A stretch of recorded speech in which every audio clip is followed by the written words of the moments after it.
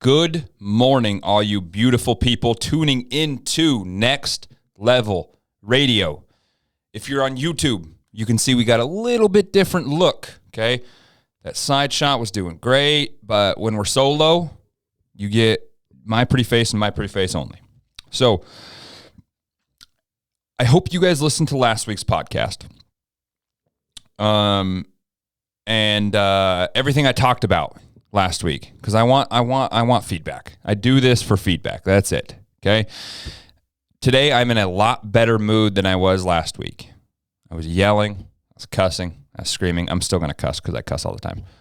But today is a much better topic. We're talking strength and conditioning. We're talking great things. We're not talking mandatory vaccines and FEMA camps. We're talking the good old S&C. So, first and foremost, guys, I got to throw this out there.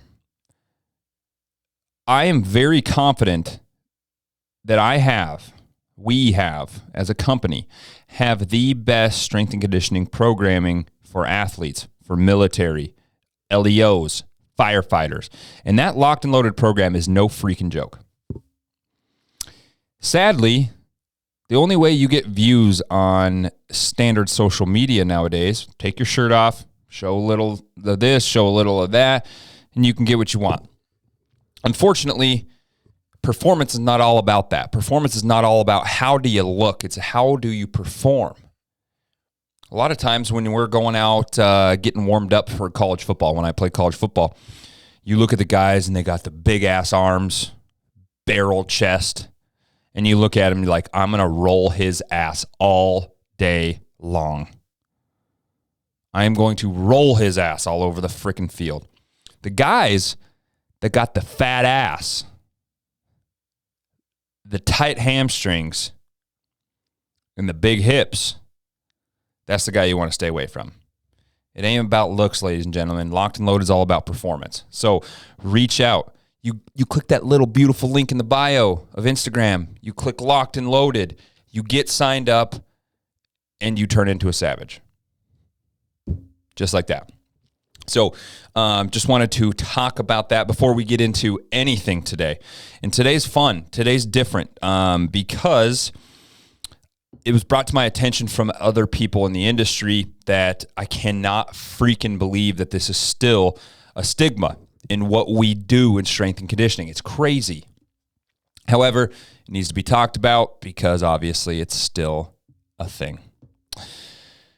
So what we're talking about today, to ice or not to ice? When we have injuries, it has been bred into us that what's the thing you do? You rest and you ice. You rest and you ice. Okay?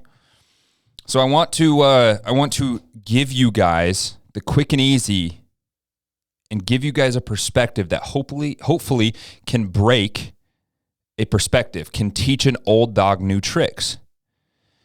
Because in strength and conditioning, in finance, in life, in families, we tend to fall to our training. And what I mean by that is we tend to do what we've done in the past. Last week I talked about vaccines. Last week I talked about Nazi Germany. And I also talked about America and drew some very simple and easy parallels to see. In strength and conditioning, as it talks about icing, that's what everybody else used to do. That's what I used to do in college. That's what I used to do in high school, middle school. And so I'm going to have everybody still do that. I've hoped that I've been able to break that stigma, and I hope that we can move on, please, from all this icing jargon. So, if you know me, I was a ugly son of a bitch growing up. Just uglier than shit. Fatter than the day is long, buck teeth, and very unathletic.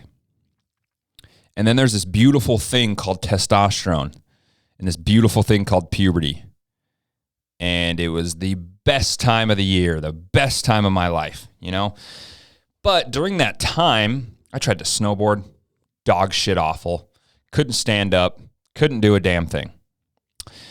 However, Once you get past that, but when I was this fat, chubby, buck-toothed dude, I was very uncoordinated, and so a lot of accidents would happen. Okay, I was a reckless son of a bitch. I just got after it, and my body paid the price. 4 shoulder surgeries and knee surgery, the worst knee surgery you can have, by the way. And so I was around icing a lot. I knocked my 2 front teeth out. Some dickhead, Ben Alcarez was his name. I was this fat little chunky kid riding my freaking yellow Haro, because Haros were the bee's knees. If you didn't have a Haro or a Specialized, don't even talk to me. It's the middle class dream, baby. And so I was riding, and he stuck his foot out, and my fat ass didn't have enough weight to get over his foot, and so my freaking bike stops. I drill my teeth right on the front handlebars. I got buck teeth at the age of 5. I'm rocking adult teeth with all baby teeth outside. Look like I'm a freaking pug. Got an overbite that could bite an apple. It was terrible. Ice came in the picture. I had countless ankle sprains, broken ankle, ice, shoulder dislocations. This is the craziest one. I tell people this, and they think I'm just batshit crazy. I have dislocated my shoulder at least 300 times. I've done it in my sleep. I've done it on the toilet. You don't even want to know some of the ways I've done this. I've done it in football. I've done it in wrestling. I've done it in baseball. Done it sleeping. Done it on the toilet. I've done it doing everything. And it was always ice it up, ice it up, ice it up. And at the basis of that, I had a ton of concussions. Concussions are a very bad thing. And it was always this narrative that was taught and bred into coaches, athletic trainers, physical therapists, strength and conditioning coaches. And it's all bred into what they do on a daily basis. And my best example of this is it comes from my man Luke Summers, and I'm sure hundreds of people else have said it, but my boy Luke Summers at Kid Strong, formerly Power Athlete, and he talks about the turkey. So you're freshly married, you meet your beautiful wife, and they cut the damn turkey in half at Thanksgiving. And you're asking yourself, what in good God are they doing? And so you start asking questions. You start getting a little investigation journaling going on. And you ask and you say, what's the reasoning behind why you're cutting that turkey in half? And they're like, your wife says, I don't know. My mom always did it. Okay.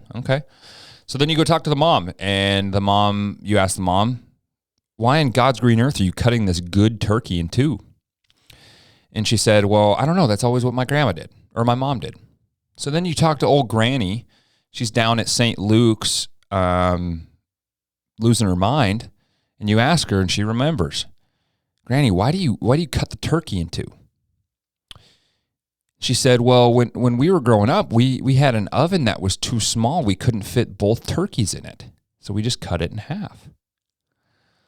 So the parallels of this is we can't just do what everybody else did. And in coaching, I think we have this responsibility to break this stigma, but we also have this responsibility to stay tried and true to the fundamentals.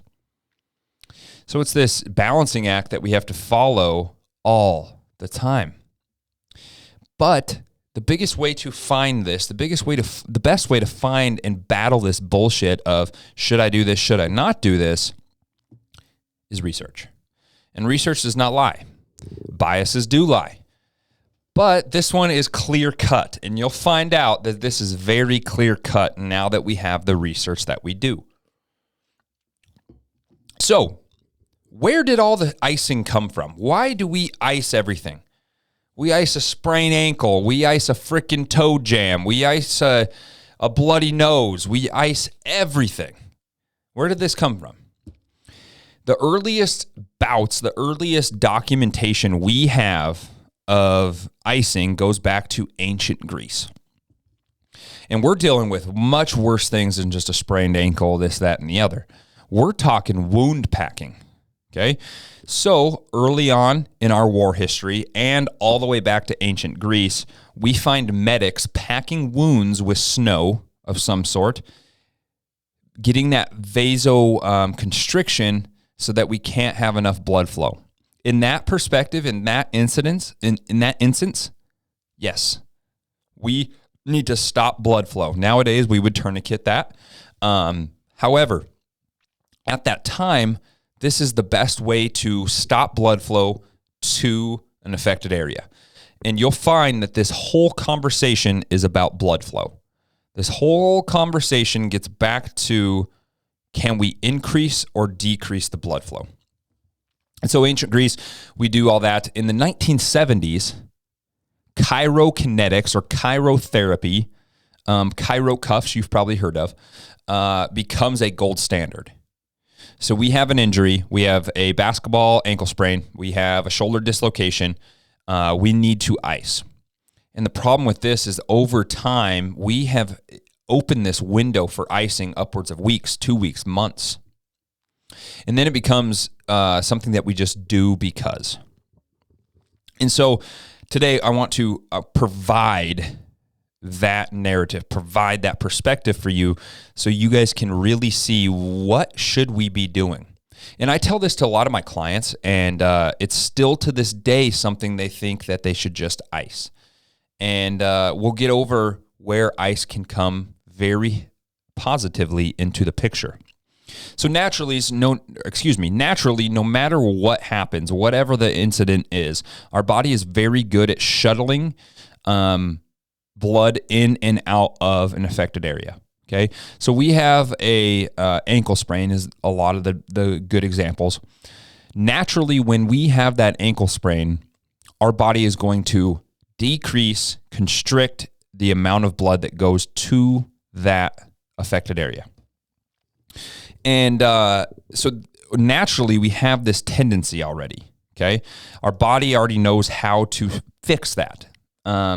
And then outside of that is we want to stop the blood at that point, okay? Because we're in what's called the acute phase, and I'll get into that later, okay? So to start this off, the doctor, we've all heard of the RICE method, okay? Rest, ice, compression, elevation. So we need these 4 components to heal these injuries, okay? And Dr. Gabe Merkin, American doctor, came up with this, wrote a book about it, and really shuttled it out. And at that time, the research we had, it was promising. It was helping. It was managing pain very, very well. And so Dr. Gabe, came up with this, patented it, and shuttled it out. And it had widespread adoption. Schools, sports, life, everywhere. Everybody was icing.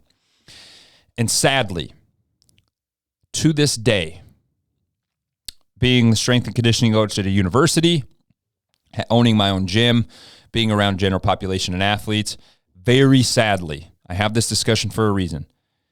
To this day, this same protocol is being used. When I played college football, and it wasn't a freaking century ago, give me a gosh dang break. From 2013 to 2017, I had plenty of injuries. I started all 4 years and had plenty of injuries. And it was still RICE method. Rest. Okay? Ice, compression, elevation. And then our trainer was big on, all my DSU people know what I'm going to say right now. You should probably go to the training room, get some ice and stem. Ice and stem. Ice and stem. And to be completely honest, I don't even know, and stem is like your TENS unit and muscle stimulation. To be completely honest, I don't even know if the research supports icing and stemming in conjunction together. I don't know that, and I did not prepare that literature for this podcast. However, the ice and stem was the staple. If you got hurt, you did this. X equals Y. Direct correlation. Injury, do this. It's very sad because I know for a fact to this day, at a D2 NAI school, that is still what's happening. And so Dr. Gabe, and I'm going to go through this a new article here for you. Dr. Gabe, this is the most important thing. If you listen to one thing during this whole podcast, turn those ears on. Dr. Gabe Merkin came back and actually redacted his statement. He quotes, "Subsequential research shows that the rest and ice can actually delay recovery. Mild movement helps tissue to heal faster, and the application of cold suppresses the immune response that start and hasten recovery. Icing does help suppress pain, but athletes are usually far more interested in returning as quickly as possible to the playing field. So today, rice is not the preferred treatment for an acute athletic injury." This is the guy that made it, okay? Remember last week when I said the creator of the mRNA vaccine said, nobody should take this? Are we going to listen to that? Because now Dr. Gabe says, do not do this, redacted the statement. So this is where this isn't just a fluff. This isn't some guy, I have one research article of 3 people across 2 days with no independent, dependent variables. This is, don't do this, from the creator of the rice method. So I want you to think about that as we go through this article. And first and foremost, I need to give you guys some definition of differences, okay? So we need to give you the difference between inflammation and swelling. A lot of times people make these the same, okay? They're thinking about these as the same. Inflammation is swelling, swelling is inflammation. So I want to read this definition for you. Inflammation is commonly misunderstood and generally believed to be synonymous with swelling. However, the two are entirely different. Inflammation is the first phase of a 3-phase sequence of tissue repair, while swelling is the accumulation of waste at the end of the inflammatory process that is not yet evacuated. Okay? Inflammation is not an undesired outcome that needs to be reduced or delayed, but rather an instantaneous defense mechanism when the primary objective of controlling the extent of cell injury and preparation for tissue for the process of repair. So inflammation is not a bad thing. This is where I wanted to get to. Inflammation is not a bad thing. Okay? So we always tend to, we sprain our ankle, we sprain our knee, we sprain our meniscus. We always tend to ice, get rid of it. The inflammation is bad. Swelling, on the other end, is the end product of a chronic issue, okay? So we have a chronic issue. We sprained our ankle 2 years ago, and still to this day, we have a fat-ass ankle. We have a lot of extracellular or outside-the-cell fluid in that joint. So inflammation, think of inflammation as a health response, okay? Inflammation is the trigger.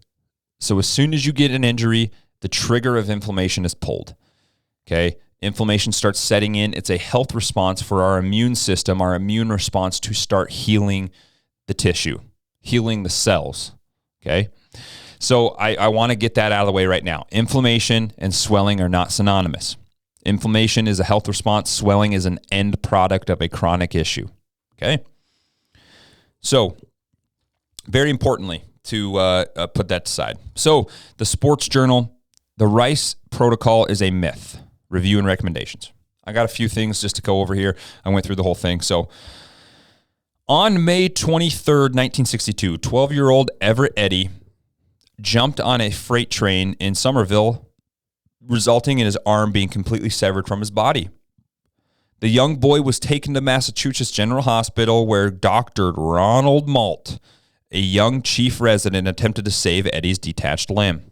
Despite the fact that there has never at this time been a successful reattachment of a major limb recorded in medical literature, Dr. Chocolate Malt, and a team of 12 doctors performed the first successful limb reattachment in history. Okay, so I'm giving you a little background on where this came from. As a result of this, we had a bunch of media, a bunch of journalists trying to figure out what happened. Instead of getting the actual scientific jargon, as a result, the application of ice to preserve the severed tissue became the main focus of the story. Because the sciencey, the application was too far off, too over the head of the population, the viewing population. And so as a result, what became very apparent is ice to preserve the severed limb became the main focus, the focal point of the story.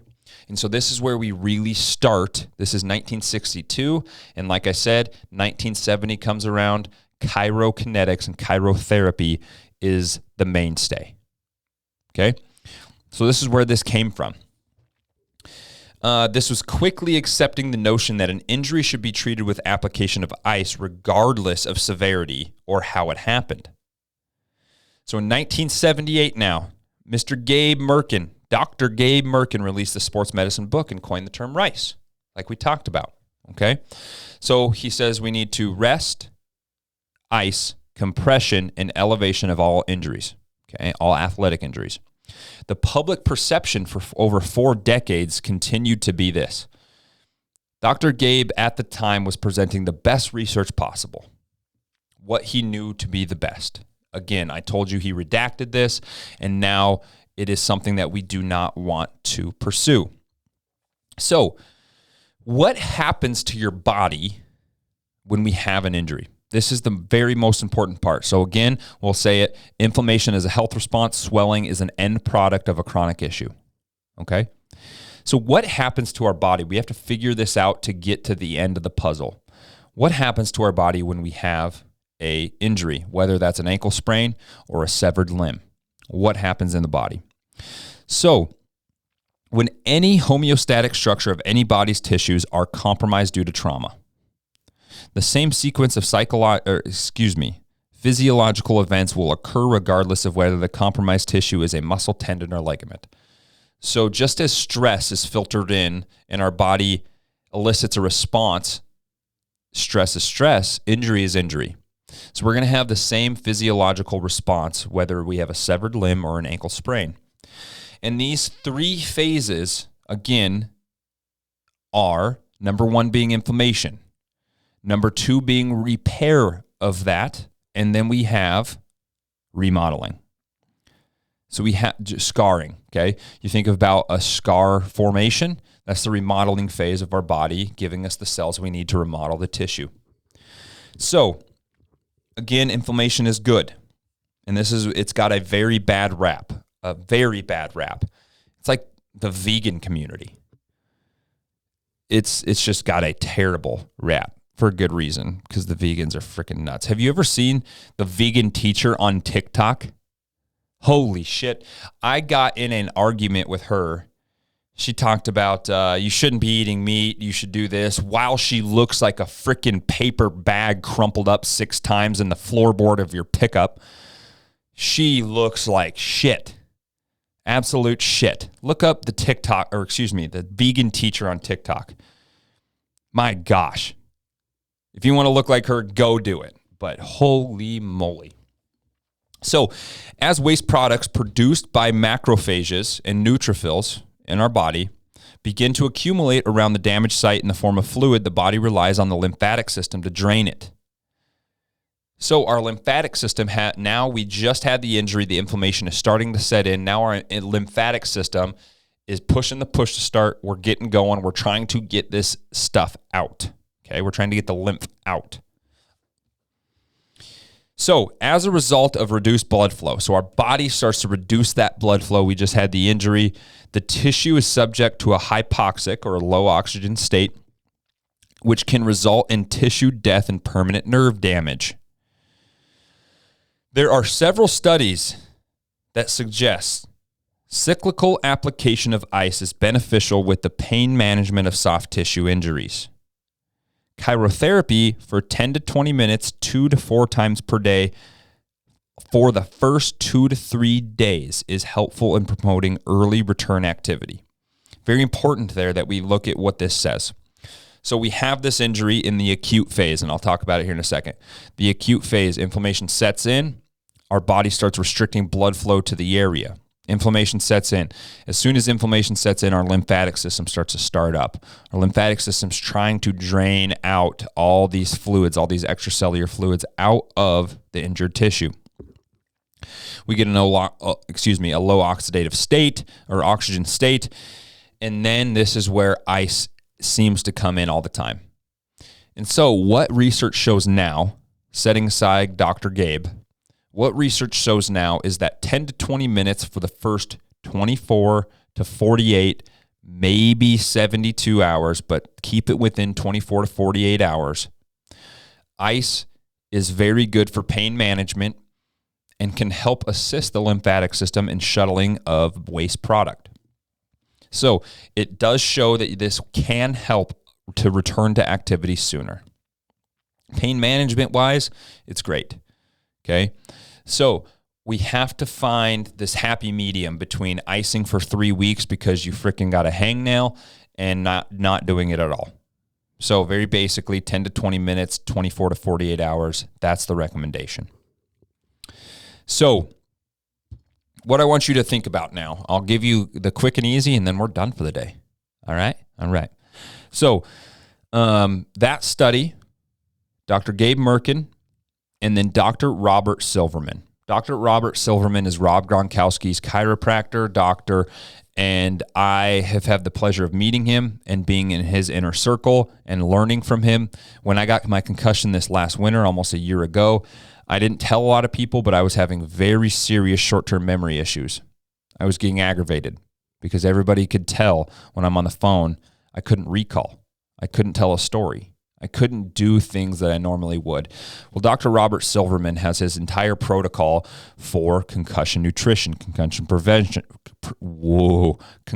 Concussion prevention. And he also has made, and it's not just his, but he has classified injuries, okay?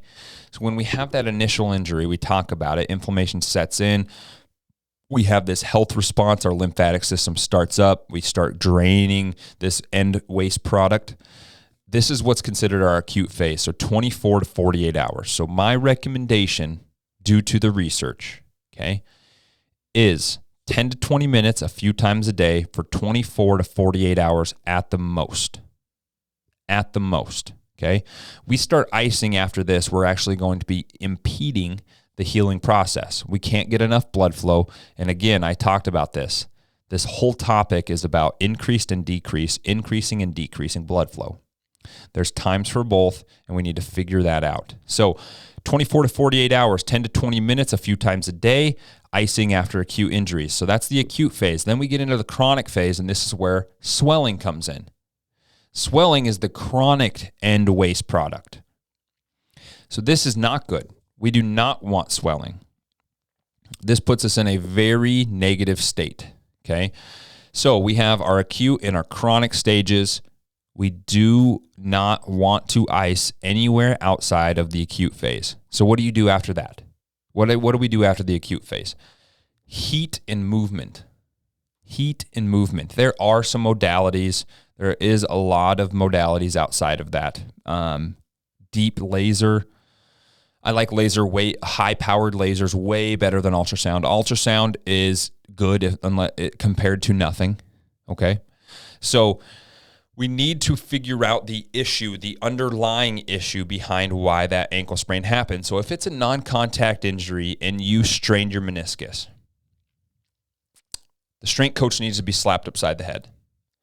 As strength coaches, that's our job. That's our responsibility to minimize or completely eliminate non-contact injuries. So after we get out of the acute phase, after we feel good, pain is gone, we are now having movement, we need to piece this puzzle together and see what we can accomplish, what we can improve on so this never happens again, okay?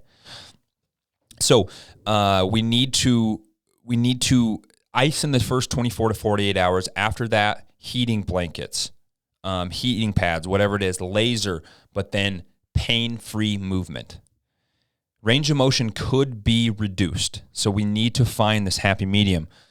End range of motion is not the number one, day one goal after an injury.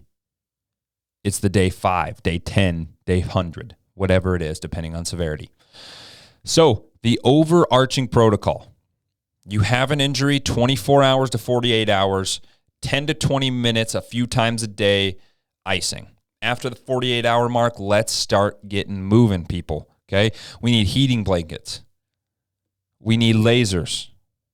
We need ultrasound. And we need movement. We need pain-free, full range of motion movement.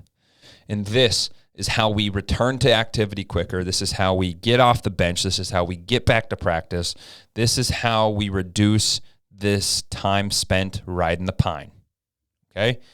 So this is what the research shows. This is what I believe and I preach to my athletes and general population, but this is what the narrative needs to be. We don't need to cut the turkey in half because it's always what we've done. We need to ditch the ice, start looking at movement as medicine, and move forward. Take out the rice and put the heat in the movement, and we're good to go. So I hope you guys enjoyed that quick and easy one today. Nice and simple, giving you guys the best shit that I know, okay? So Next Level Radio will be live next week, always. Every Friday, Spotify, iTunes, YouTube. Leave us a review. Leave us a comment. Leave us a 5-star, 1-star, 3-star. I don't give a shit. Whatever you think I deserve, let's do it. I appreciate you all. If you get injured, do not ice it, please. Okay? We will talk to you guys next week. Have a great weekend or week, whenever the hell this is you're listening to it. And this is the conclusion of Next Level Radio.